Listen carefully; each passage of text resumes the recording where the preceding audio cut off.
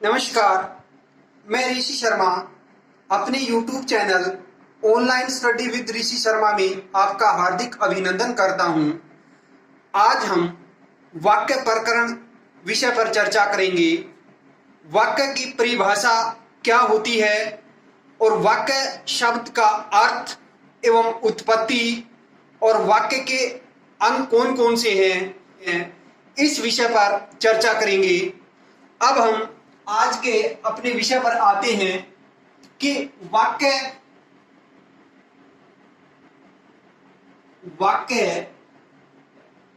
शब्द की उत्पत्ति एवं अर्थ। वाक्य शब्द की उत्पत्ति एवं अर्थ। वाक्य शब्द की उत्पत्ति किससे हुई और उसका क्या अर्थ है? वाक्य शब्द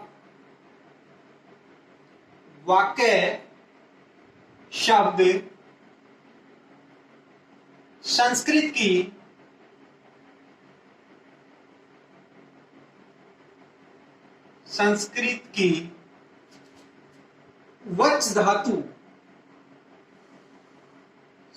की वच धातु एवं णयत प्रत्यय। वच धातु एवं णयत प्रत्यय के योग से बना है। वाक्य शब्द किससे बना है? वाक्य शब्द संस्कृत की वच धातु एवं णयत प्रत्यय के योग से बना है। वाक्य का अर्थ है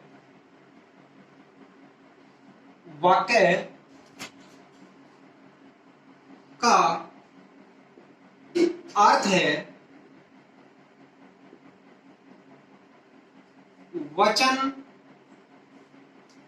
अथवा कथन। वचन अथवा कथन। वाक्य का क्या अर्थ है?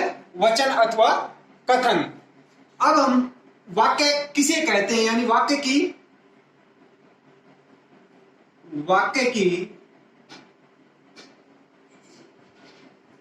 परिभाषा।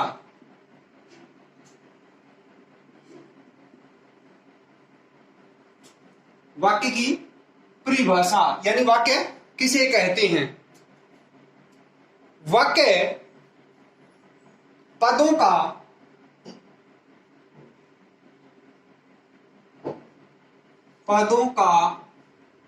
ऐसा सार्थक समूह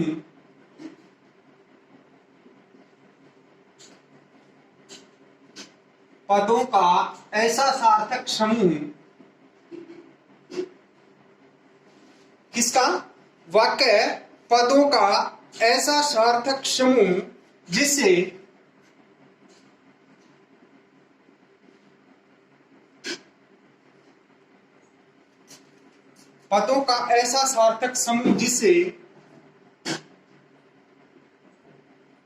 वक्ता का भाव पूर्ण रूप से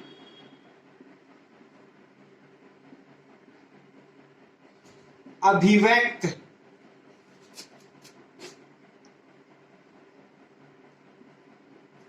वाक्य क्या है? पदों का ऐसा सार्थक समूह जिससे वक्ता का भाव पूर्ण रूप से अभिव्यक्त या प्रकट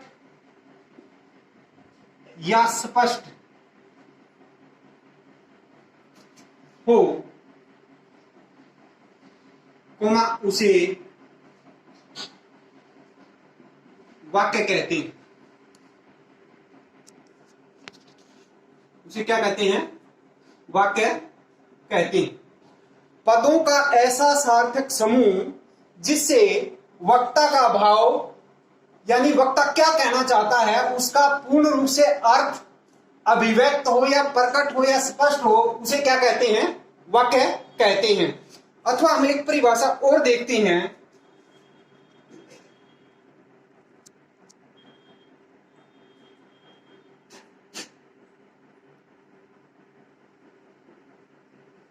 अन्य परिभाषा।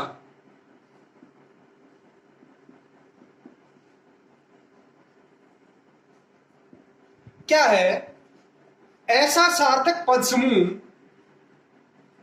ऐसा सार्थक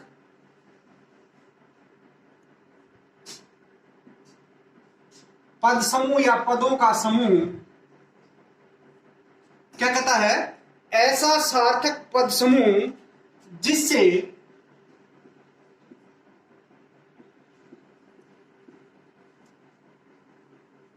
श्रोता को किस्सा ऐसा सार्थक पद समूह जिससे श्रोता को वक्ता के, क्या कहता है, श्रोता को वक्ता के संपूर्ण अभिप्राय का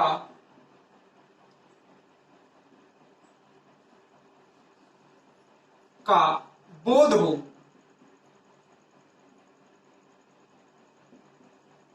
कुमा उसे वाक्य कहते हैं।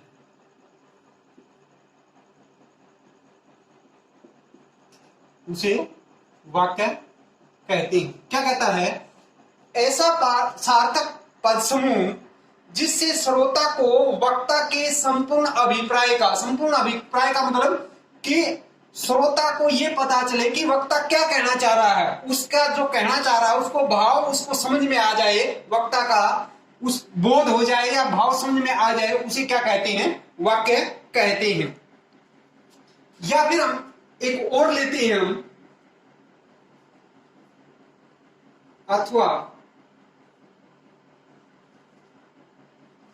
क्या होगी एक अथवा संपूर्ण अर्थ की, संपूर्ण अर्थ की प्रतीति, संपूर्ण अर्थ की प्रतीति कराने वाला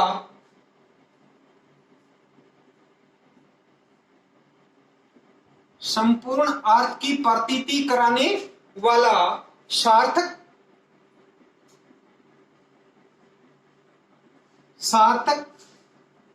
पद समूह। क्या?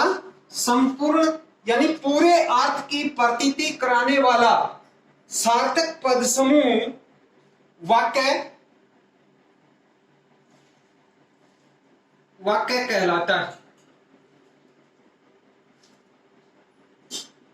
कहलाता है।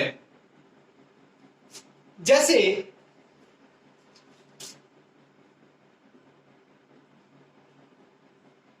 वाक्य लेते हम, राम पुस्तक पढ़ता है।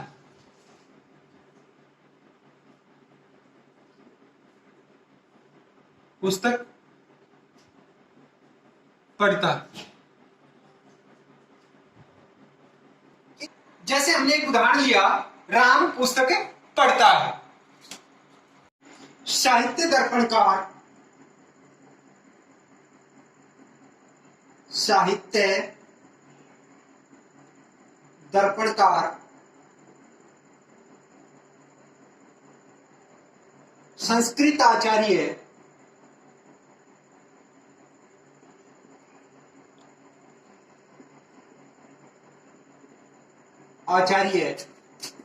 विश्वनाथ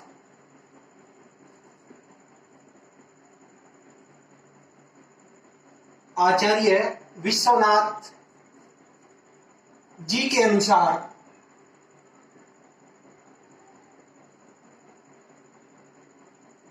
संस्कृत आचार्य विश्वनाथ जी के अनुसार वाक्य का लक्षण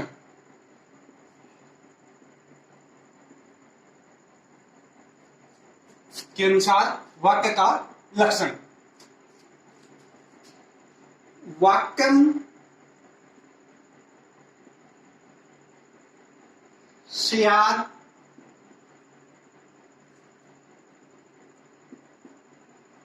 योग्यता कांक्षा क्षतियुक्त, वाक्यम स्यात् योग्यता कांक्षा क्षतियुक्त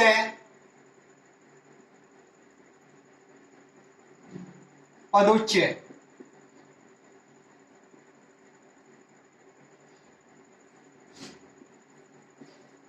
क्या दी है आचार्य विश्वनाथ जी ने? वाक्यम स्यात् योग्यता कांक्षा क्षतियुक्त पदोच्चय, अर्थात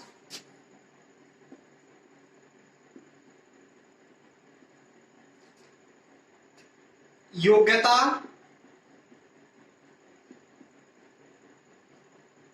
आकांक्षा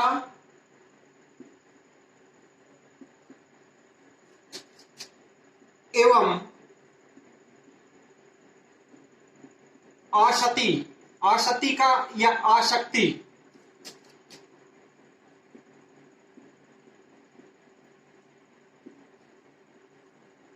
से युक्त पद वाक्य कहलाता है। वाक्य कहलाता है। क्या कहा उसने? क्या दी है उसने परिभाषा संस्कृत में? वाक्यम स्यात् योग्यता कांक्षा क्षति युक्त पदोच्चय, अर्थात योग्यता आकांक्षा और आसक्ति से युक्त पद क्या कहलाता है? वाक्य कहलाता है। कभी कभी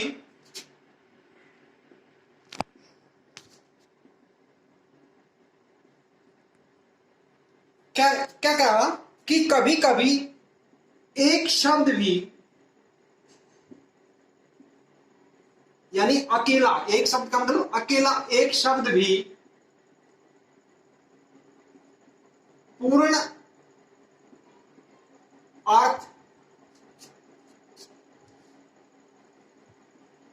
का प्रतीक होने के कारण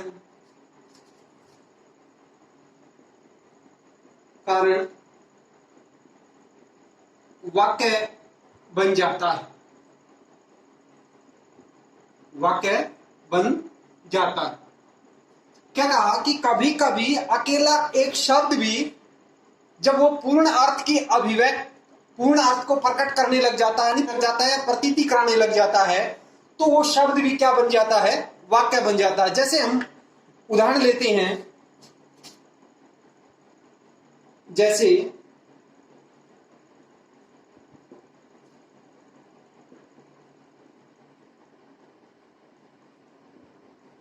मैंने पूछा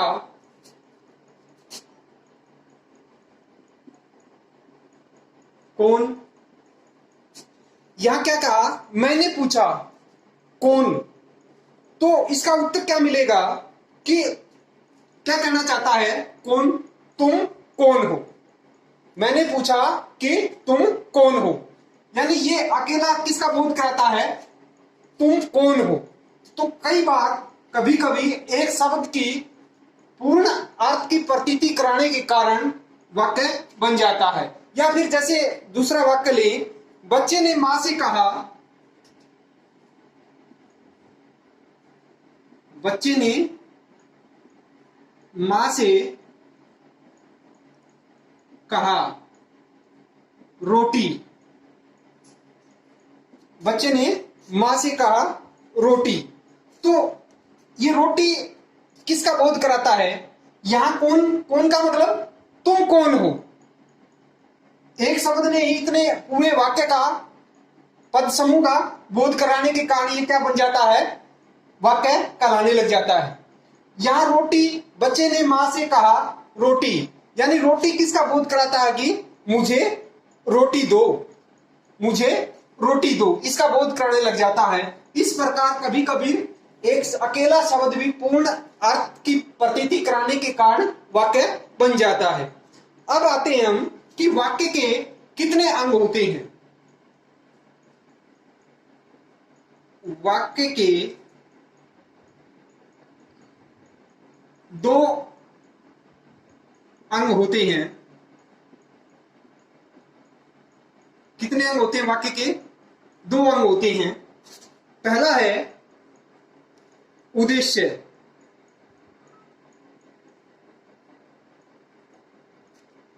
उद्देश्य का मतलब क्या होता है? कर्ता को ही क्या कहा जाता है? उद्देश्य। दूसरा है विधेय। दूसरा अंग कौन सा है? विधेय।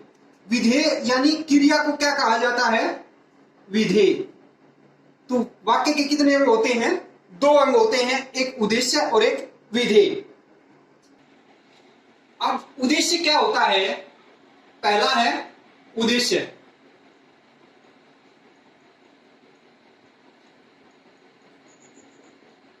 उद्देश्य को कर्ता भी कहा जाता है।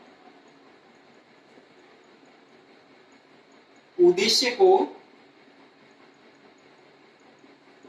कर्ता भी कहा जाता है।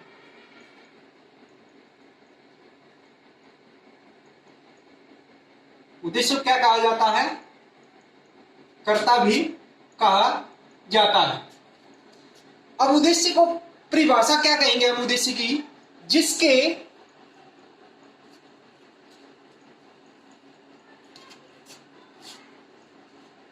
परिभाषा है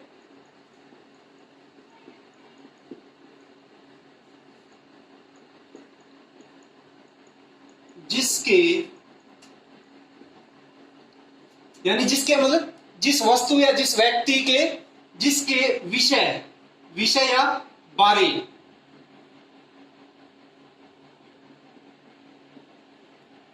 बारे में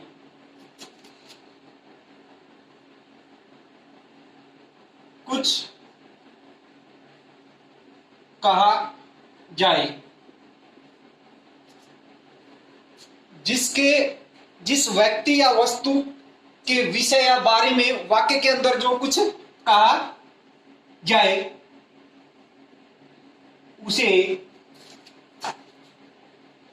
उद्देश्य कहते हैं। उसे क्या कहते हैं? उसे उद्देश्य कहते हैं।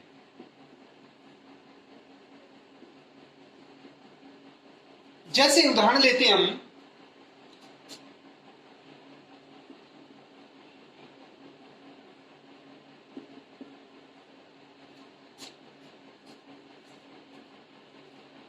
जैसे मोहन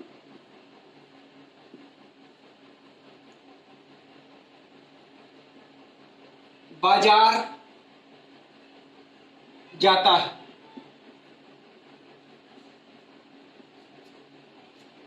इसमें उद्देश्य कौन सा है?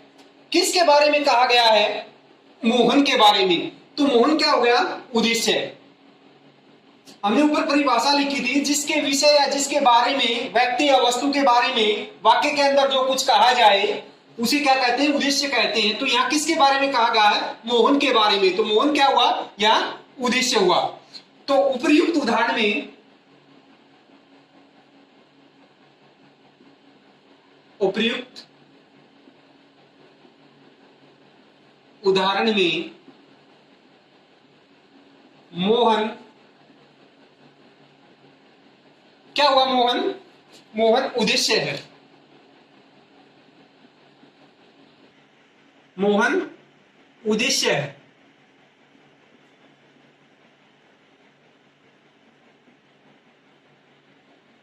क्योंकि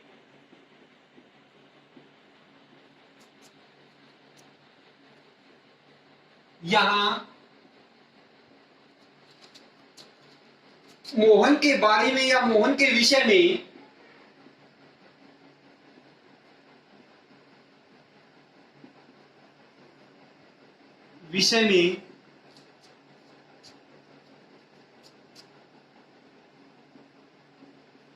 कहा जा रहा है कि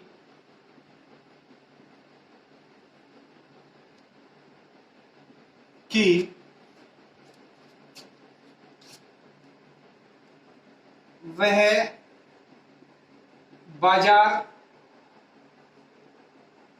जाता है। वह बाजार जाता है। अतः मोहन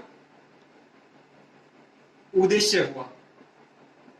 अतः मोहन उद्देश्य हुआ। फिर हम लेते हैं दूसरा विधेय।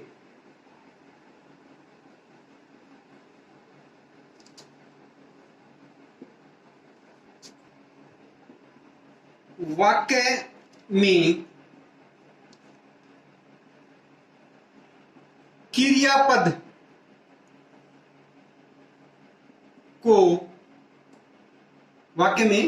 क्रियापद को विधेय कहा जाता है। वाक्य में क्रियापद को क्या कहा जाता है?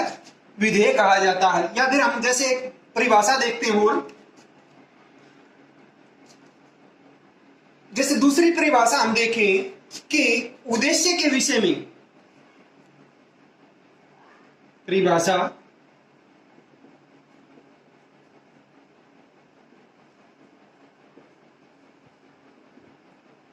उद्देश्य के विषय या बारे में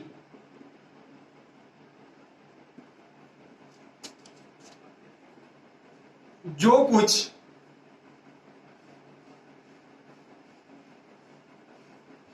कहा जाए उसे विधेय कहते हैं। उसे क्या कहते हैं? विधेय कहते।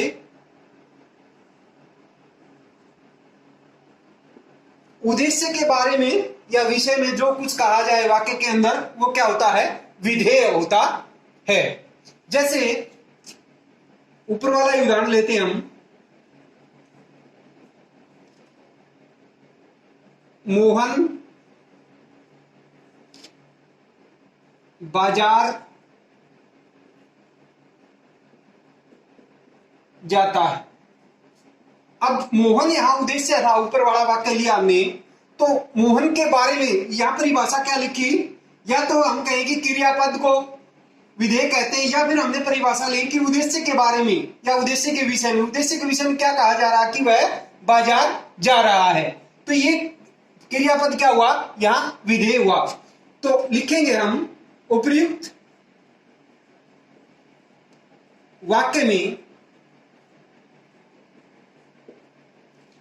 उपर्युक्त वाक्य में मोहन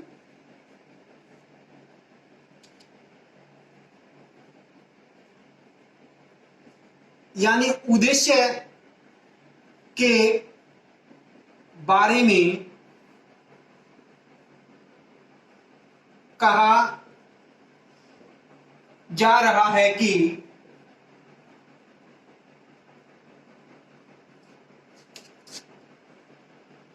वह कहां जा रहा है?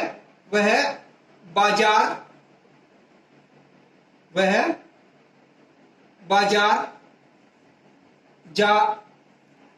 क्या कहा जा रहा है? कि वह बाजार जा रहा है या वह बाजार जाता है। इसलिए उद्देश्य के बारे में जो कुछ कहा जाए वो क्या होता है? विधेय। इसलिए बाजार जाता है, बाजार जाता है यानी क्रियापद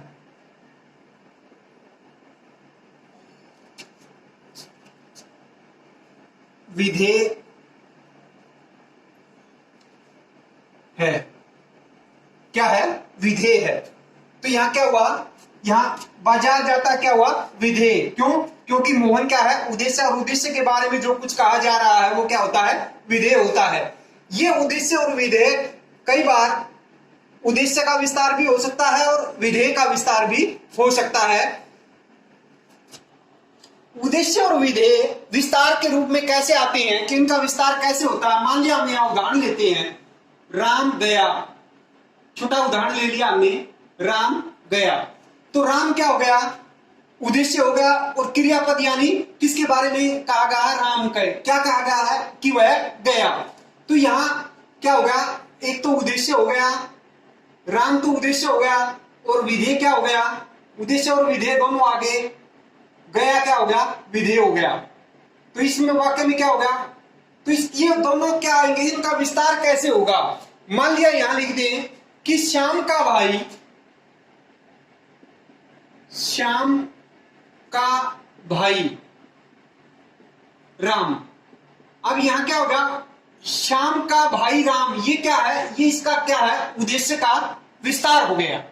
क्या हो गया, क्या हो गया यहां पे, श्याम का भाई राम, श्याम का भाई, ये राम क्या है, उद्देश्य है, और इसका विस्तार किसने कर दिया, श्याम का भाई।